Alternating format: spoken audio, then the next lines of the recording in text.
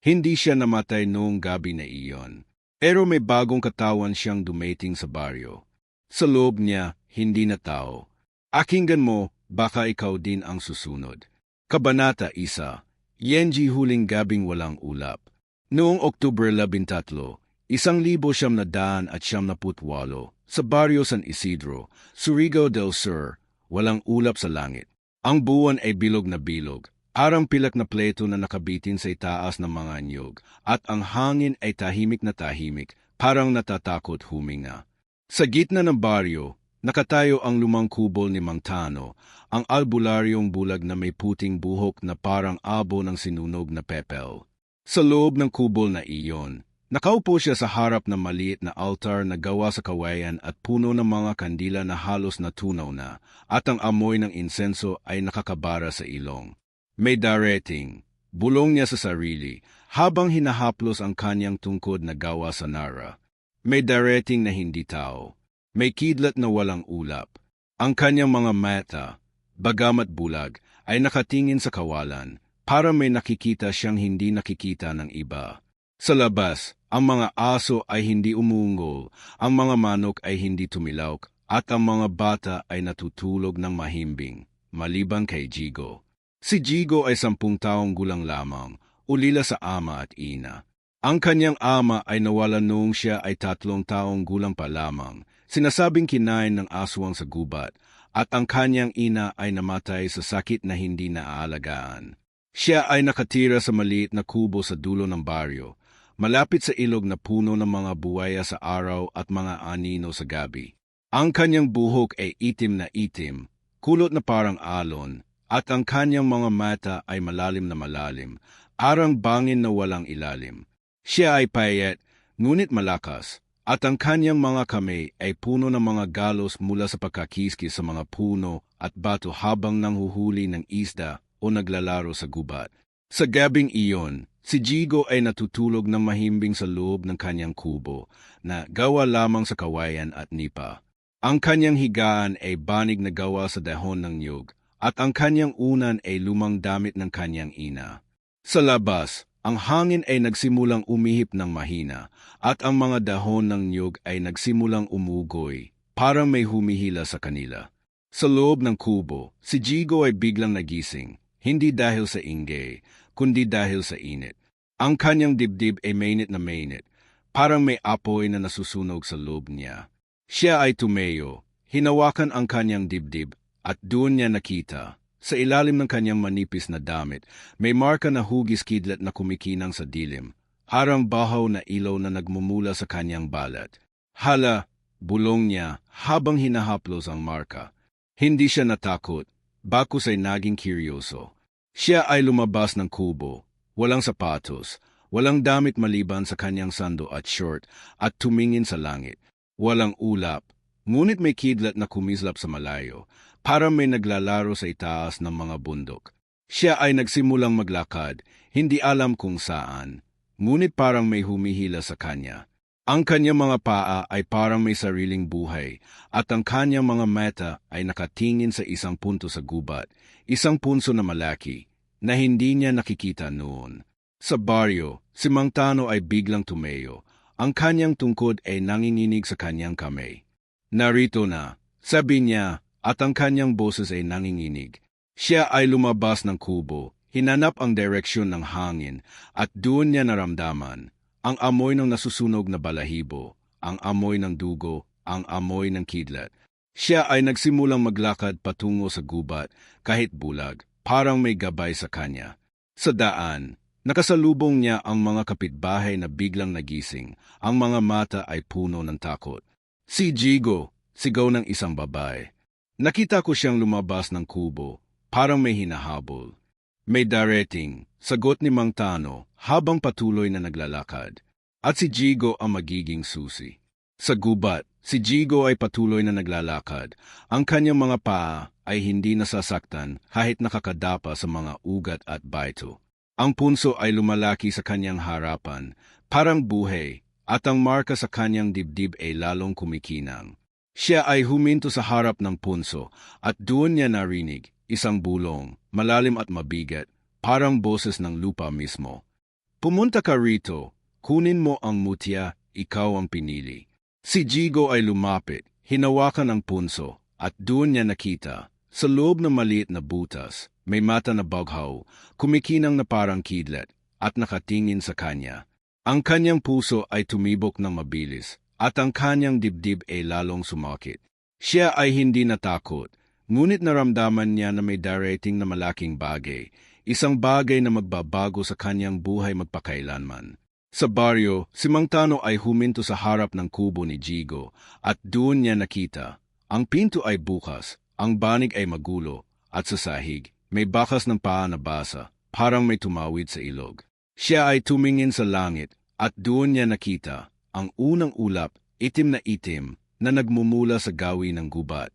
Ang hangin ay nagsimulang umihip ng malakas, at ang mga dahon ay nagsimulang lumipad. Simula na, bulong niya, ang huling gabing walang ulap tapos na. At sa gubat, si Jigo ay pumasok sa punso, hindi alam na ang kanyang buhay ay magbabago magpakailanman, at na ang kanyang katawan ay magiging lalagyan ng isang bagay na higit pa sa tao. Ang kidlat ay darating, at ang aswang ay magsisimulang matakot. Kabanata 2, Yenji Punso Ene Hindi Punso. Si Jigo ay nakatayo sa harap ng punso. Ang kanyang mga paa ay nakatanim sa malambot na lupa na parang ugat ng puno na hindi matanggal.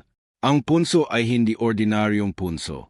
Hindi iyon ang maliit na buro na gawa sa dumi at damuhan na karaniwang tinatawag na tirahan ng mga duwende o nuno sa punso, na mga matatandang anano na may balet na parang ugat ng balete at mga mata na kulubot na parang dahon ng payapa.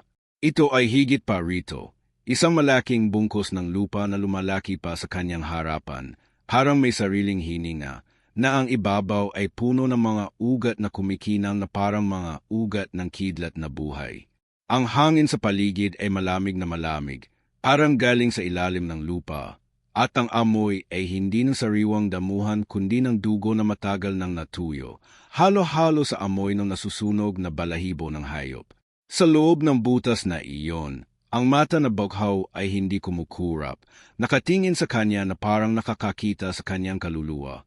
At ang boses na naririnig niya ay hindi galing sa hangin kundi mula sa loob ng kanyang dibdib, kung saan ang marka ng kidlat ay kumikinang ng mas maliwanag. Hindi punso ito, libingan ito ng mga aswang. Bulong ng isang boses sa kanyang isip, ngunit hindi niya alam kung galing iyon sa kanya o sa mata. Si Jigo, sa kanyang 10 taong gulang na katawan na payat at puno ng galos mula sa pang-araw-araw na pakikipaglaban sa gubat, ay hindi natigilan. Siya ay lumapit ng higit pa. Ang kanyang mga daliri ay humahawak sa gilid ng punso, at doon niya naramdaman. Ang lupa ay buhay, kumikibot na parang balat ng ahas na nagpapalit ng balat. Sa loob ng butas, ang dilim ay hindi ganap na itim. May liwanag na baghaw na kumikinang mula sa malalim na bahagi. Tarang ilaw ng bolang apoy na tinatawag na San Telmo sa mga kwento ni Mang Tano, ang mga kaluluwa ng mga namatay na hindi nakalipas ang daigdig ng tama. Siya ay lumuhod, hinawakan ang gilid ng butas, at doon niya narinig ang tunay na bulong. Pumasok ka. Jigo, kunin mo ang mutya, ikaw ang pinili ni Bathala. Walang pag-aalinlangan, si Jigo ay sumubsob sa butas. Ang kanyang katawan ay madaling dumaan dahil sa kanyang payat na figura, at ang mundo sa loob ay biglang lumitaw sa kanyang harapan. Hindi ito isang madaling pagpasok. Ang butas ay parang lalamunan ng higanteng hayop, na ang mga dingding ay gawa sa lupa na dumidikit sa kanyang balet, puno ng mga ugat na kumakapit sa kanyang mga braso, at binti tulad ng mga kamay na hindi makawala. Habang bumababa siya, ang hangin ay lalong lumalamig, at ang tunog ng kanyang paghinga ay lumalakas, tarang eksyo sa isang yungib na walang katapusan.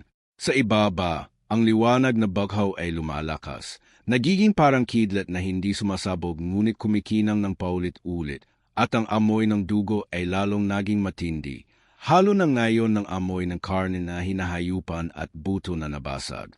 At katapos ng ilang sandali na parang oras, si Jigo ay humantong sa isang malaking kuweba sa ilalim ng punso. Hindi kuweba na gawa ng kalikasan, kundi isang silid na hugis bilog, na ang kisem ay mababa at puno ng mga stalactite na parang ngipin ng higante, at ang sahig ay basa ng isang bagay na hindi tubig, kundi isang malapot na likido na kulay pula na may amoy ng kalawang. Sa gitna ng kuweba, nakabitin ang 7 katawan ng mga batang tulad niya, 10 hanggang 12 taong gulang, na ang kanilang mga katawan ay nakasabit sa mga ugat na kumikinang, tulad ng mga bunga ng isang puno ng kamatayan. Ang kanilang mga mata ay wala na, mga butas na itim na parang bangin, at sa bawat dibdib ay may tatak ng kidlat, katulad ng sa kanya. Ngunit hindi kumikinang, patay na sila. Kanilang mga balat ay maputla at puno ng mga sugat na parang kinagat ng mga hayop. Ang kanilang mga braso ay nakabuka, parang inaalok ang hangin, at mula sa kanilang mga bibig ay may tumutulo na isang itim na likido, hindi dugo, kundi isang bagay na parang tinta ng kaluluwa. Anong ito? Bulong ni Jigo. Ang kanyang boses ay nanginginig ngunit hindi sa takot, kundi sa galit na hindi niya may paliwanag. Siya ay lumapit sa isa sa mga katawan, isang batang babae na may mahabang buhok na kulay itim na nakabagsak hanggang sahig, at hinawakan ang kanyang kamay. Malamig ito, parang bato sa ilalim ng ilog, ngunit sa loob ng kanyang palad ay may marka rin ng kidlat, na biglang kumikinang ng hawakan niya. Sa sandaling iyon, ang mga alaala ng batang iyon ay dumaloy sa kanyang isip tulad ng kidlat, isang gabi na walang ulap, isang bulong mula sa punso, isang pagpasok, at pagkatapos dilim. Sila ay mga pinili, tulad niya, ngunit hindi nila natapos ang paglalakbay. Sila ay mga sakripisyo, mga piraso ng puzzle na hindi natapos, na ginamit ng mga aswang upang buuin ang isang bagay na hindi dapat mabuo, ang katawan ng isang Diyos na hindi dapat gumising. Biglang, ang kuweba ay nagliwanag na mas maliwanag, at mula sa dilim sa dulo ng silid ay lumabas ang isang figura. Hindi tao, hindi hayop, kundi isang halo ng pareho. Ito si Lola Sima, ang aswang mester ng baryo, na sa gawin ng mga matatanda ay kilala bilang ang matandang lola na nagbibigay ng mga biskwit sa mga bata sa umaga. Ngunit sa gabi ay nagiging isang bagay na may balet na parang balet ng puno ng balete, puno ng mga butas na kumakawit ng dugo, at mga mata na pula na parang dugo ng bagong kinain na bata. Ang kanyang katawan ay matangkad, ngunit hindi mataba tulad ng sa mga kwento, kaya't ito, parang sanga ng puno na walang dahon, at ang kanyang mga ngipin ay matulis na matulis, parang mga tinik ng rosas na nagdudugo. Sa kanyang kamay, may hawak siyang isang mutya, isang bato na hugis kidlat, na kumikinang na baghaw, ngunit madungis ng dugo ng mga bata. Ikaw ang huling piraso, sabi ni Lola Sima. Ang kanyang boses ay malalim at garaugal, parang hangin na dumadaan sa mga butas ng buto. Ikaw ang magbuo ng katawan ni Badhala. Ang mga iyan, itinuro niya ang mga nakasabit na bata, ay ang mga unang piraso. Ang kanilang mga meta ay para sa paningin ng Diyos, ang kanilang mga puso ay para sa lakas, at ang kanilang mga dugo ay para sa buhay. Ngunit ikaw ang kidlat na magbibigay buhay sa lahat. Si Jigo ay hindi sumagot. Ang kanyang dibdib ay sumasakit na mas mabuti, at ang marka ng kidlat ay nagsimulang mag-init, parang apoy na nagbabaga sa loob ng kanyang katawan. Siya ay tumingin sa mga bata, at sa bawat isa ay may kwento na dumadaloy sa kanyang isip. Ang batang lalaki na mula sa tabing baryo, na nawalan noong Pasko, ang batang babae na natagpuan sa ilog, ngunit walang sugat, ang isa pang batang may buhok na puti, na sinasabing kinain ng aswang ngunit ang katawan ay buo. Sila ay mga biktima ng isang ritual na hindi nila alam, isang ritual na nagmula pa sa panahon ng mga Kastila, kung saan ang mga aswang ay gumagamit ng mga mutya upang maghanap ng mga pinili na mga Diyos, at pagkatapos ay kinukuha ang kanilang mga katawan upang buuin ang isang bagay na mas malakas kaysa sa kanila, ang isang Diyos na magiging alipin nila. Bakit mo ginawa ito? Tanong ni Jigo. Ang kanyang boses ay matatag kahit nanginginig ang kanyang mga tuhod. Sila ay mga bata tulad ko. Dahil sa tawa si Lola Sima, isang tawa na parang kalansing ng mga buto na nabasag, na umugong sa buong kuweba at nagpauga ang mga stalactite. Kung hindi sila, ikaw ang unang biktima. Ang mga aswang ay hindi masama sa paraang iniisip mo. Kami ay gutom, at ang gutom ay hindi pagkakasala. Ngunit ang bathala, siya ang nagutos. Siya ang nagbigay ng mutya na ito. Itinuro niya ang boto upang hanapin ang mga pinili. Ngunit kami ang magiging mga hari kapag natapos na. Ikaw ang magiging huling sakripisyo, Jigo. Ang iyong kidlat ay magiging amin. Sa sandaling iyon, si Jigo ay naramdaman ang unang pagsabog ng lakas sa loob niya. Ang marka sa kanyang dibdib ay sumabog ng liwanag na bughaw, at mula sa kanyang mga kamay ay lumabas ang mga kidlat na maliit na tumama sa mga ugat na kumakapit sa mga bata. Ang mga ugat ay nasunog at ang mga katawan ay bumagsak sa sahig ng malumanay, hindi na nakasabit tulad ng mga pananim. Si Lola Sima ay nagulat, ang kanyang mga mata ay lumoki, at siya ay sumigaw, isang sigaw na parang ungol ng hayop na nasugatan. Hindi ka pa handa. Hindi ka pa ang kidlat. Ngunit si Jigo ay hindi nakikinig. Ang kanyang katawan ay parang hindi na kanya. Ang mga kidlat ay dumadaloy sa kanyang mga ugat tulad ng dugo, at siya ay tumakbo patungo sa labas ng kuweba. Ang kanyang mga paa ay hindi na tumatapak sa lupa kundi lumulutang sa hangin na puno ng kuryente. Habang umaakyat siya pabalik sa butas ng punso, ang buong kuweba ay nagsimulang mag-init.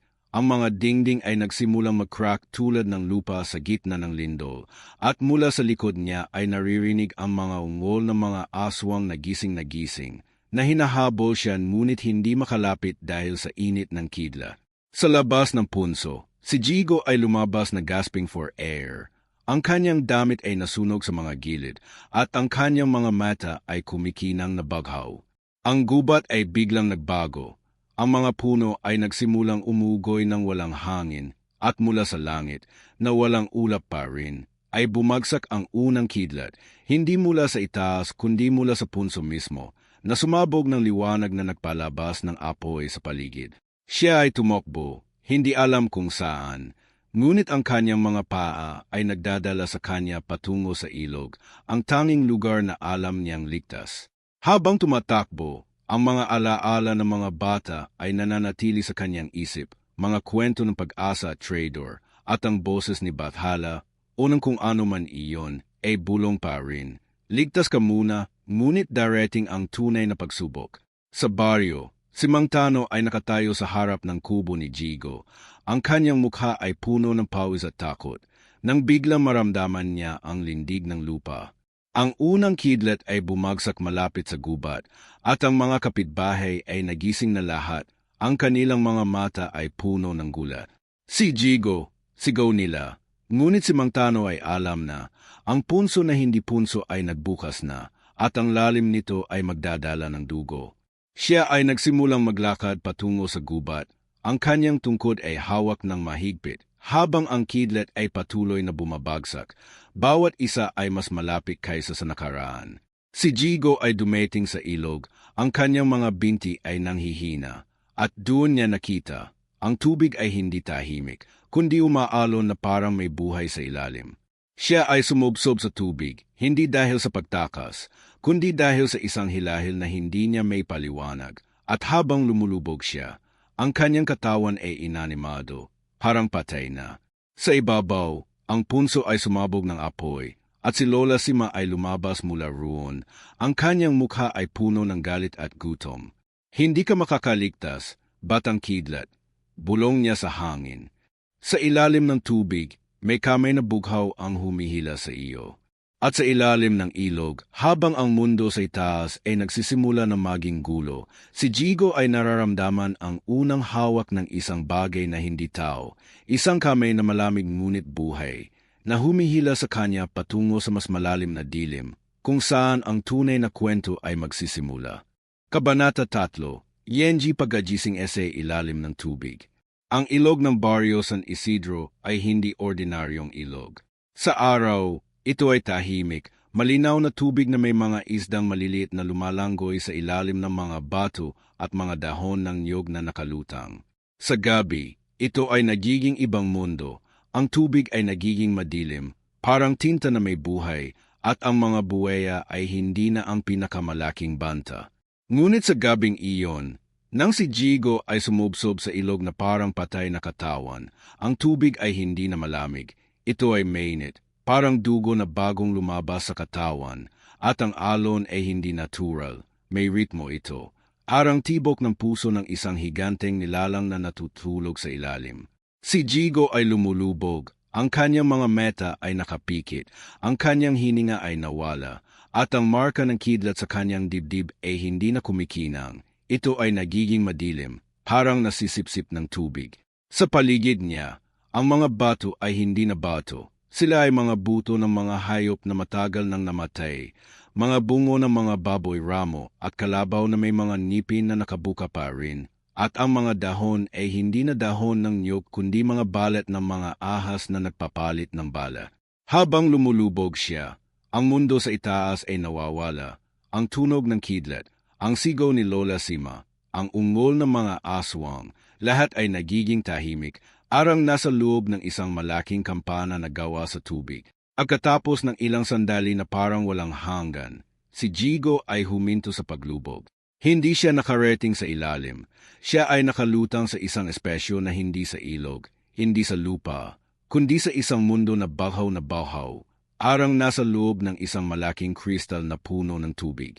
Sa paligid niya, ang mga pader ay gawa sa mga ugat ng tubig na kumikinang, parang mga ugat ng puno ng balete na nasa ilalim ng dagat, at ang hangin, kahit walang hangin, ay may amoy ng asin at dugo, halo-halo sa amoy ng mga halaman na hindi umiiral sa itaas.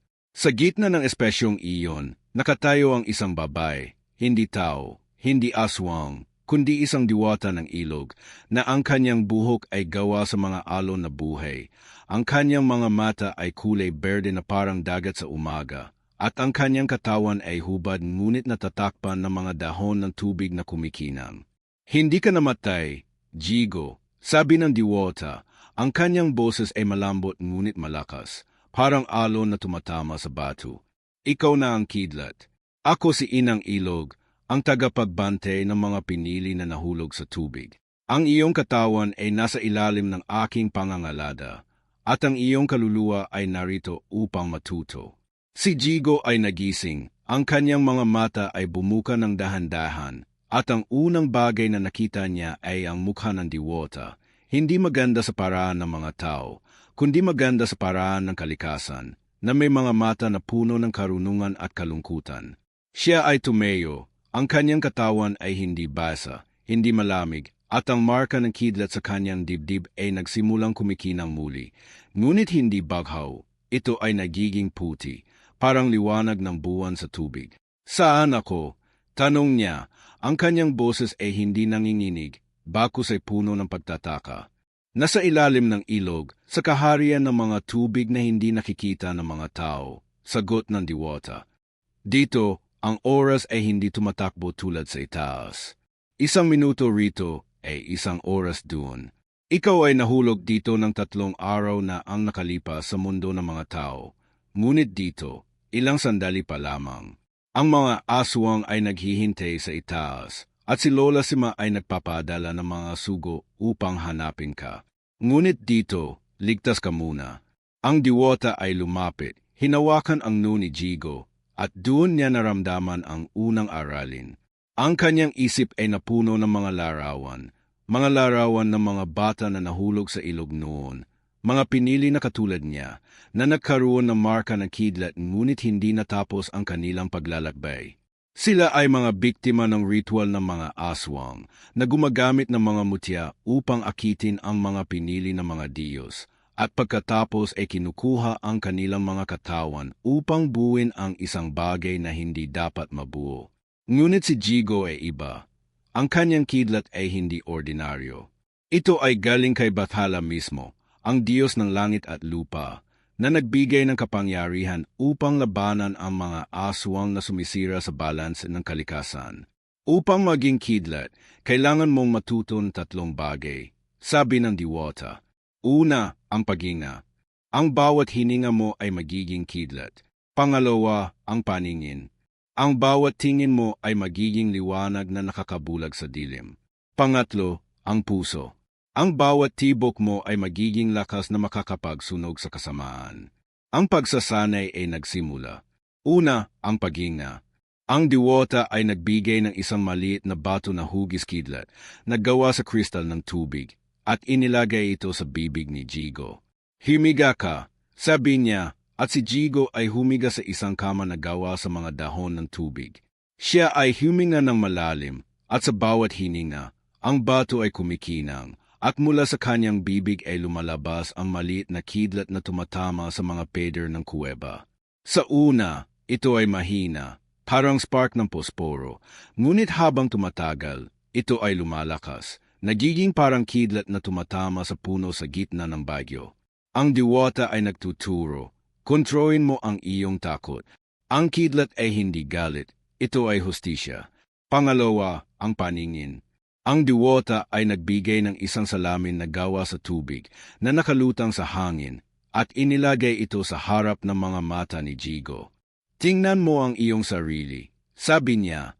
Nang tumingin si Jigo, ang kanyang reflekso ay hindi normal, ang kanyang mukha ay may sunggay na gawa sa kidlat, ang kanyang mga mata ay puti na puti, at ang kanyang ngipin ay matulis na parang kidlat na nakabuka. Ito ang iyong tunay na anyo kapag ginagamit mo ang kapangyarihan, sabi ng diwata. Ngunit huwag matakot. Ito ay bahagi mo na. Si Jigo ay nagsanay, tumingin sa iba't ibang direksyon, at sa bawat tingin, ang liwanag mula sa kanyang mga mata ay tumatama sa mga anino sa kuweba, na nagiging maliwanag at nagpapakita ng mga lihim, mga buto ng mga aswang na nahulog noon, mga mutya na nawala, mga alaala ng mga bata na nagsanay din dito. Pangatlo, ang puso. Ito ang pinakamahirap. Ang diwata ay hinawakan ang dibdib ni Jigo, kung saan ang marka ng kidlat ay naroon, at doon niya naramdaman ang tibok, hindi ordinaryong tibok, kundi tibok na parang kulog sa malayo. Ang bawat tibok mo ay magiging kidlat na makakapagsunog sa mga aswang, sabi niya. Ngunit kailangan mong alalahanin ang iyong mga alaala bilang tao. Kung mawala ito, ikaw ay magiging kidlat lamang, hindi Jigo. Siya ay nagsanay, nalala ang kanyang ina na yumakap sa kanya noong maliit pa siya, ang kanyang ama na nagturo sa kanya kung paano mangisda, ang mga kaibigan sa baryo na naglalaro ng tumbang preso. Sa bawat alaala, ang tibok ay lumalakas, at ang kidlat ay lumalabas mula sa kanyang dibdib na nagiging parang apoy na bughaw. Habang nagsasanay, ang diwata ay nagtuturo ng mga lihim ng ilog na ang tubig ay hindi lamang tubig, kundi alaala ng mga namatay, na ang bawat alon ay kwento ng isang buhay, at na ang mga aswang ay takot sa tubig dahil ito ay naglilinis ng kasamaan. Ang iyong kidlat ay galing sa langit, ngunit ang iyong lakas ay dito sa ilalim, sabi niya. Kapag handa ka na, babalik ka sa itaas, at ang baryo ay magbabago. Pagkatapos ng 3 araw sa mundo ng mga tao, na parang ilang oras lamang sa ilalim, si Jigo ay handa na. Ang kanyang katawan ay malakas na, ang kanyang mga mata ay maaaring maglabas ng liwanag, at ang kanyang hininga ay maaaring maging kidlat. Ngunit bago siya umukyat, ang diwata ay nagbigay ng huling babala. Kapag bumalik ka, ang iyong reflekso ay magbabago mapakailanman. Huwag kalimutan kung sino ka. Siya ay tumingin sa salamin ng tubig, at doon niya nakita. Ang kanyang mukha ay may sunggay na kidlat, ngunit ang kanyang mga mata ay nanatiling mata ng bata. Paano ako babalik? Tanong ni Jigo. Sa pamamagitan ng ilog mismo, sagot ng diwata. Siya ay hinawakan ang kamay ni Jigo, at ang tubig ay nagsimulang umikot, parang whirlpool na bughaw. Si Jigo ay sumubsob muli, ngunit sa pagkakataong ito, siya ay lumulutang paitaas. Ang kanyang katawan ay puno ng lakas. Habang umaakyat, ang mundo sa ilalim ay nawawala, at ang tunog ng kidlat ay naririnig muli. Sa itaas, ang baryo ay nagbago. 3 araw na walang aswang, ngunit 3 araw na puno ng takot. Ang mga bahay ay nasunog sa mga gilid, ang mga puno ay may marka ng kidlat, at ang mga tao ay nagtatago sa simbahan. Si Mang Tano ay nakatayo sa pampang ng ilog, ang kanyang tungkod ay nakatanim sa lupa, at nang makita niya ang tubig na umikot, siya ay ngumiti. Hindi na si Jigo iyan, bulong niya, si Badala na iyan. At mula sa ilog, si Jigo ay lumitaw. Ang kanyang katawan ay basan ngunit malakas. Ang kanyang mga mata ay kumikinang. At ang unang kidlat ay bumagsak mula sa kanyang kamay na tumama sa punso sa malayo. Ang baryo ay nagliwanag at ang mga aswang ay nagsimulang matakot. Ngunit sa loob ni Jigo, may bagong tanong. Sino ako talada? Kabanata 4, Yenji Pagsubok ng 7 Aswang. Ang lumang simbahan ng baryo San Isidro ay nakatayo pa rin sa gitna ng baryo, kahit na ang mga dingding nito ay puno na ng mga bitok mula sa mga kidlat na bumagsak noong mga nakaraang araw, at ang bubong ay halos gumuho na dahil sa apoy na nagmula sa punso. Sa loob ng simbahan, ang mga upuan ay magulo, ang altar ay may mga kandila na natunaw na, at ang krus ay nakasandal na parang natatakot sa darating. Sa gitna ng simbahan, si Jigo ay nakatayo. Ang kanyang katawan ay basa pa mula sa ilog, ngunit ang kanyang mga mata ay kumikinang na bughaw, at ang marka ng kidlat sa kanyang dibdib ay nagiging mas maliwanag sa bawat tibok ng kanyang puso. Sa paligid niya, ang 7 aswang master ay nakapalibot. Hindi ang ordinaryong aswang na may mukha ng tao sa araw at hayop sa gabi, kundi ang mga pinuno ng angkan, mga nilalang na may anyo na halo ng tao, hayop at kalikasan, na ang kanilang mga katawan ay nagbabago ayon sa elemento na kinakatawan nila. Ang una ay si Lola Sima, nang gayon ay hindi na matanda. Ang kanyang balet ay parang balet ng puno ng balete na puno ng mga butas na kumakawit ng dugo, at ang kanyang mga mata ay pula na parang dugo ng bagong kinain na bata. Sa kanyang kamay, hawak pa rin ang mutya na hugis kidlat, ngunit madungis na ng dugo ng mga bata mula sa punso. Ikaw ang huling piraso, sabi niya. Ang kanyang boses ay garalgal na parang hangin sa mga butas ng buto. Kailangan naming kunin ang katawan mo para buuin si Bathala. Ang mga bata sa punso ay ang unang mga sakripisyo, ngunit ikaw ang magiging puso ng Diyos. Ang pangalawa ay si Mang Kiko, ang aswang ng apoy, na ang katawan ay parang nasusunog na puno, na ang kanyang mga braso ay nagiging sanga na may apoy sa dulo, at ang kanyang mukha ay parang uling na may ngipin na gawa sa baga. Siya ay ang tagapaghatid ng init sa baryo, na nagiging sanhi ng mga sunog na walang paliwanag sa mga kubo tuwing tag-init. Ang iyong kidlat ay magiging apoy namin, sabi niya, habang ang kanyang mga kamay ay nagiging parang sulo na handa ng sunugin ang lahat. Ang pangatlo ay si Aling Maria, ang aswang ng tubig, na ang katawan ay gawa sa alon na buhay, na ang kanyang buhok ay parang ilog na dumadaloy, at ang kanyang mga mata ay berde na parang dagat sa bagyo. Siya ay ang nagdadala ng baha sa baryo tuwing tag-ulan, na nagiging sanhi ng pagkawala ng mga bata sa ilog. Ang iyong lakas ay mula sa tubig, ngunit kami ang magiging karagetan, sabi niya, habang ang kanyang mga kamay ay nagiging alon na handa ng lamunin si Jigo. Ang pang-apat ay si Tatang Berto, ang aswang ng lupa, na ang katawan ay gawa sa bato at ugat, na ang kanyang mga paa ay parang ugat ng balete na kumakapit sa sahig ng simbahan, at ang kanyang mukha ay parang lupa na may mga mata na itim na parang butas. Siya ay ang nagiging sanhi ng mga lindo sa baryo, na nagiging dahilan ng pagbagsak ng mga bahay. Ang iyong tibok ay magiging lindol namin, sabi niya, habang ang sahig ay nagsimulang umuga.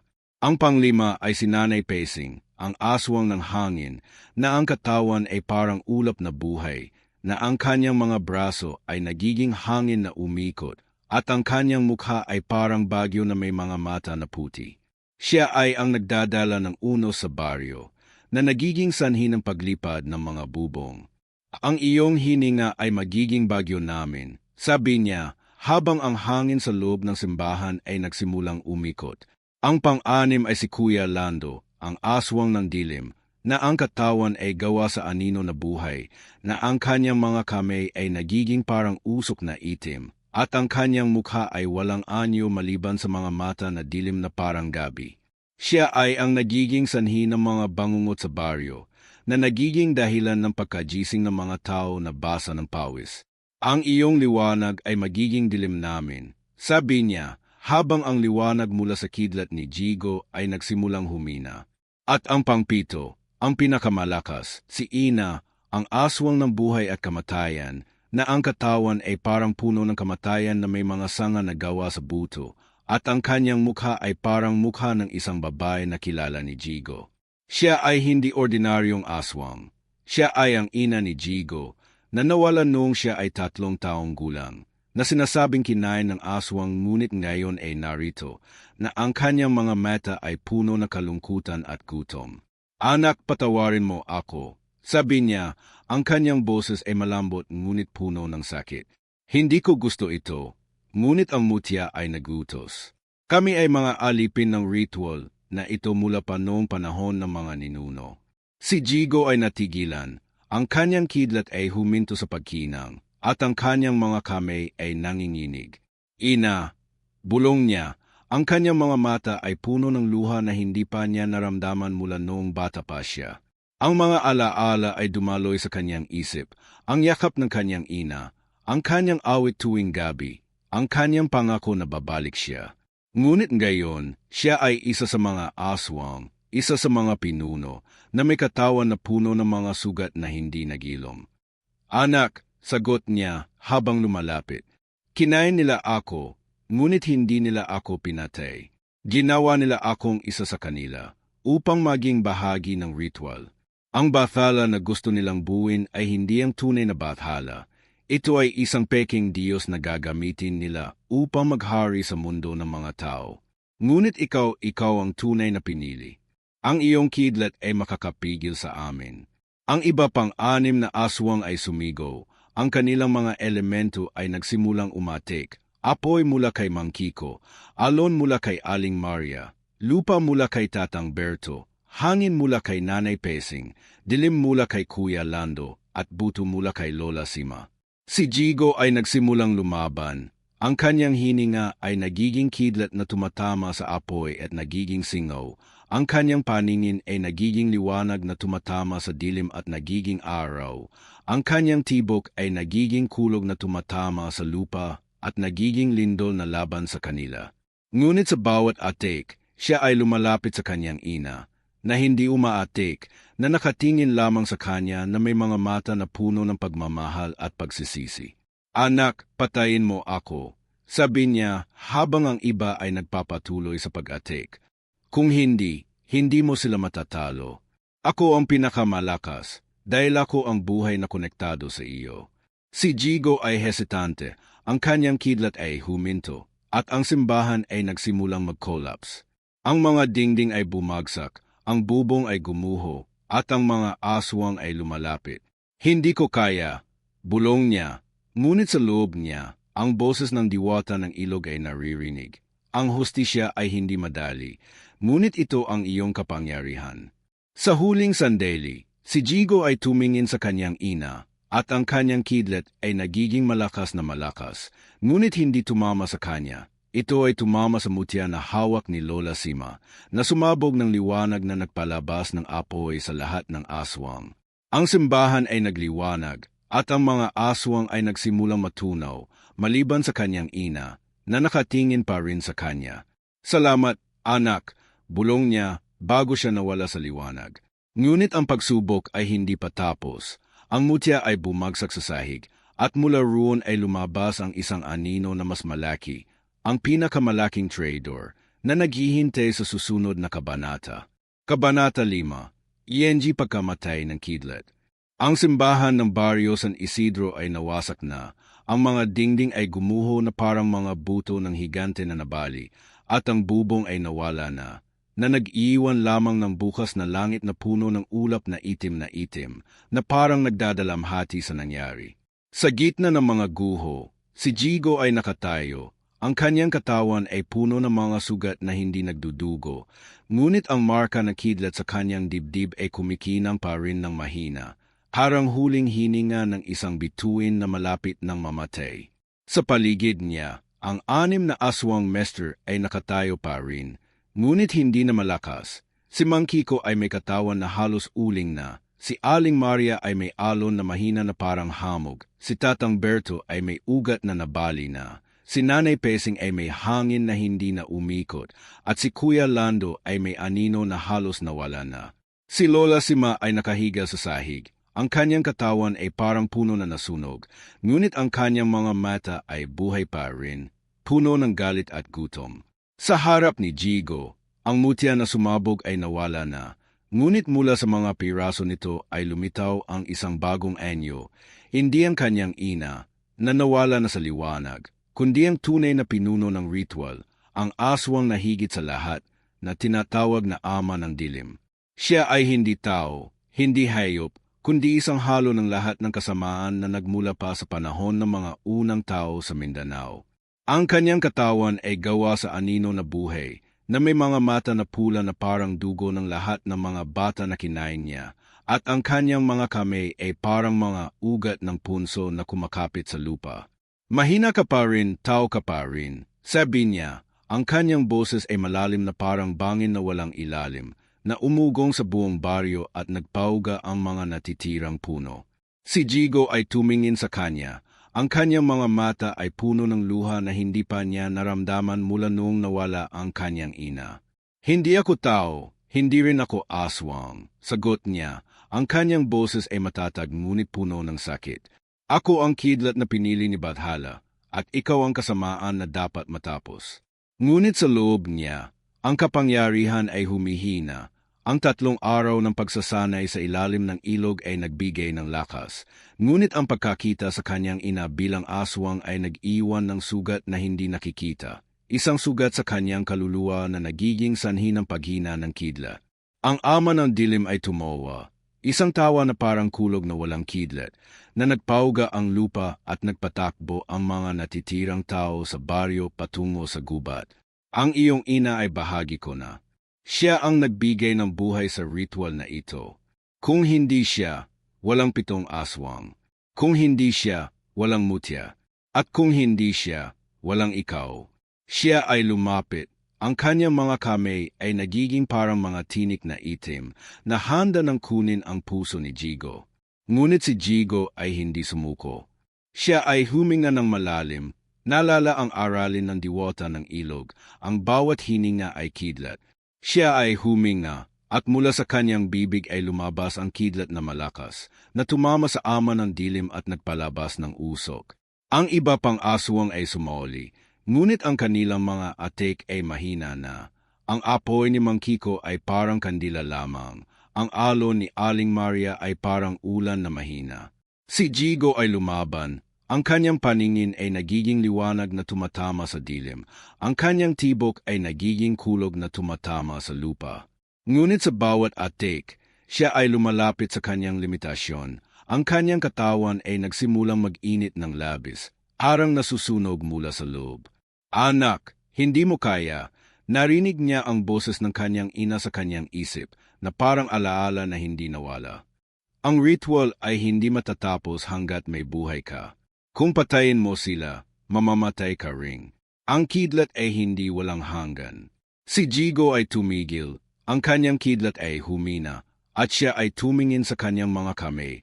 Ang mga ito ay nagsimulang maging transparent, parang liwanag na nawawala. Kung ganoon, bakit ako pinili? Tanong niya sa sarili. Sa sandaling iyon, ang ama ng dilim ay lumapit. Ang kanyang mga kamay ay nakahanda ng kunin ang kanyang puso. Dahil ikaw ang huling sakripisyo, sabi niya, ang iyong kamatayan ang magbibigay buhay sa amin magpakailanman. Ngunit si Jigo ay ngumiti, isang ngiti na puno ng kapayapaan na hindi niya naramdaman noon. Siya ay hinawakan ang kanyang dibdib, kung saan ang marka ng kidlat ay naroroon, at doon niya naramdaman ang huling lakas, hindi lakas ng galit, kundi lakas ng pag-ibig sa kanyang ina, sa baryo, sa mga bata na nawala. Kung hindi ako pwedeng tao, hindi rin kayo pwedeng aswang, sabi niya, at sa isang mabilis na galaw, siya ay nag-alis ng kanyang sariling puso. Ang kanyang mga kamay ay pumasok sa kanyang dibdib, hindi madugo, kundi parang liwanag na dumadaloy, at hinugot niya ang kanyang puso, isang bola ng kidlat na kumikinang na baghaw, na may tibok na parang kulog. Ang ama ng dilim ay natigilan, ang kanyang mga mata ay lumoki sa gulat, at ang iba pang aswang ay sumigaw sa takot. Hindi, sigaw ni Lola Sima habang sinusubukang tumakbo. Si Jigo ay itinaas ang kanyang puso at doon niya sinabi ang kanyang huling salita. Para sa ina ko, para sa mga bata, para sa baryo. Pagkatapos, siya ay pinisil ang kanyang puso at isang pagsabog ng liwanag ang sumabog mula roon. Hindi kidlat na ordinaryo, kundi liwanag ng tunay na bathala na nagpalabas ng apoy na baghaw sa buong baryo. Ang simbahan ay nawala, ang mga guho ay natunaw, at ang mga aswang ay nagsimulang matunaw. Si Mang Kiko ay naging abo, si Aling Maria ay naging hamog na nawala, si Tatang Berto ay naging lupa na bumalik sa punso, si Nanay Pesing ay naging hangin na huminto, si Kuya Lando ay naging dilim na nawala sa liwanag, at si Lola Sima ay naging puno na nasunog hanggang ugat. Ang ama ng dilim ay sumigaw. Ang kanyang katawan ay nagsimulang mag-crack, ngunit bago siya tuluyang mawala, siya ay ngumiti. Hindi pa tapos, ang ritual ay magpapatuloy, ngunit ang liwanag ay masyadong malakas, at siya ay nawala na rin, na nag-iwan lamang ng isang itim na mutya sa sahig. Ang buong baryo ay nagliwanag, at ang mga tao na nagtatago ay lumabas. Ang kanilang mga mata ay puno ng gulat at pasasalamat. Walang natira maliban sa isang katawan, ang katawan ni Jigo na nakahiga sa gitna ng liwanag na parang natutulog.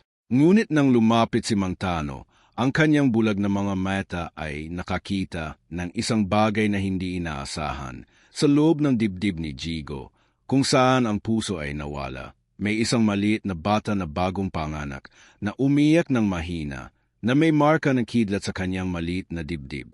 Ito ang tunay na bathala, bulong ni Mang Tano habang binuhat ang bata. Ipinanganak mula sa kidlat, mula sa sakripisyo ni Jigo. Ang liwanag ay humina, ang ulap ay nawala, at ang baryo ay tahimik na naman. Ngunit sa malayo, sa gubat, ang itim na mutya ay kumikinang pa rin, na naghihintay sa susunod na pinili. Ang kamatayan ng kidlat ay hindi ang katapusan. Ito ay ang simula ng isang bagong kwento. Kabanata 6, Yenji susunod N.A. Kidlat. 27 taon ang lumipas mula sa gabing iyon na nawasak ang simbahan at nawala ang 7 aswang master. Ang baryo San Isidro ay muling naitayo, ngunit hindi na katulad ng dati. Ang mga bahay ay gawa na sa semento at yero, ang mga kalsada ay sementado na, at ang mga bata ay naglalaro na ng cellphone sa halip na tumbang preso. Ang lumang punso ay naging parke na may mga upuan at ilaw, na tinatawag na puk ng mga bayani, at sa gitna nito ay may estatwa ng isang batang lalaki na may kidlat sa dibdib na walang mukha upang hindi makilala. Ang kwento ni Jigo ay naging alamat na sinasabi sa mga bata tuwing Undes na ang kidlat ay hindi galit kundi hustisya at na ang sakripisyo niya ay nagligtas sa baryo mula sa mga aswang na hindi na nakikita mula noon. Si Mang Tano ay matanda ng gayon, halos 85 taon, ngunit buhay pa rin, na nakatira sa maliit na kubo malapit sa ilog, na ngayon ay may maliit na altar na puno ng mga kandila at larawan ng isang batang may kidlat sa dibdib. Siya ay ang tagapag-alaga ng tunay na bathala, ang batang ipinanganak mula sa puso ni Jigo, na pinangalanan niyang Lito, nang gayon ay 27 taong gulang, isang guro sa paaralan ng baryo na may asawa at 2 anak.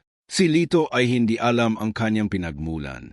Sinabi lamang ni Mang Tano na siya ay ulila na kinupkop niya at na ang marka ng kidlat sa kanyang dibdib ay pamamana ng pamilya. Si Lito ay masaya sa kanyang buhay, na nagtuturo ng kasaysayan at kultura sa mga bata, na nagkukwento ng mga alamat ng Mindanao, ngunit hindi kailanman ng kwento ni Jigo, dahil iyon ay lihim na matatanda. Noong 2025, sa isang gabing walang ulap tulad noong 1978, si Lito ay nagtuturo sa paaralan, nang ngayon ay may computer at projector na nagpapakita ng mga larawan ng mga bayani ng Pilipinas. Ang kanyang mga estudyante ay mga bata na 10 hanggang 12 taong gulang na may mga mata na puno ng pagtataka, at ang isa sa kanila ay isang batang lalaki na payat na may buhok na kulot na parang alon at mga mata na malalim, si Miko, na ulila rin, na nakatira sa dulo ng baryo malapit sa dating punso. Si Miko ay tahimik, ngunit matalino, at palaging nakaupo sa likod na may marka sa kanyang dibdib na hindi niya ipinapakita sa iba. isang marka na hugis kidlat na kumikinang sa dilim kapag siya ay natatakot.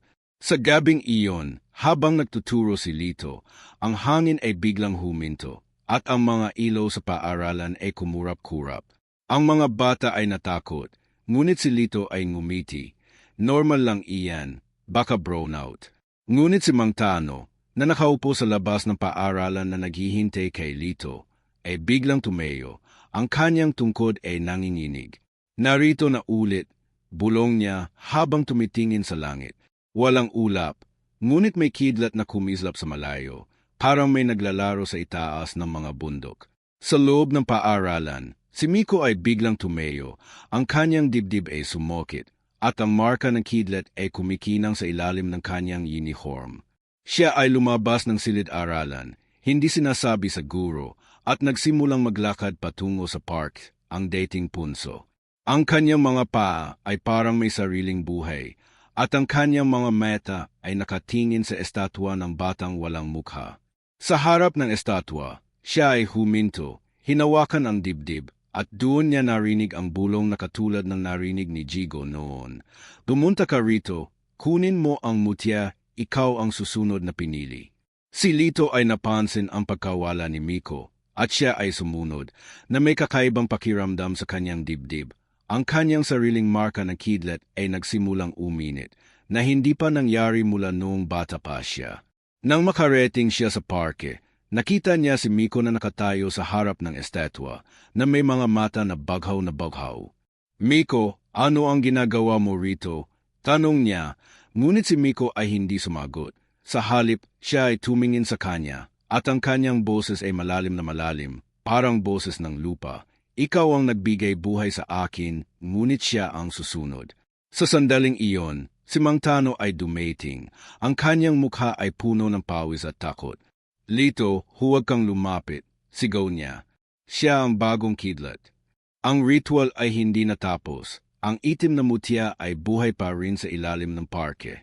Siya ay itinuro ang lupa, kung saan may maliit na butas na kumikinang na itim, na parang mata na nakatingin sa kanila.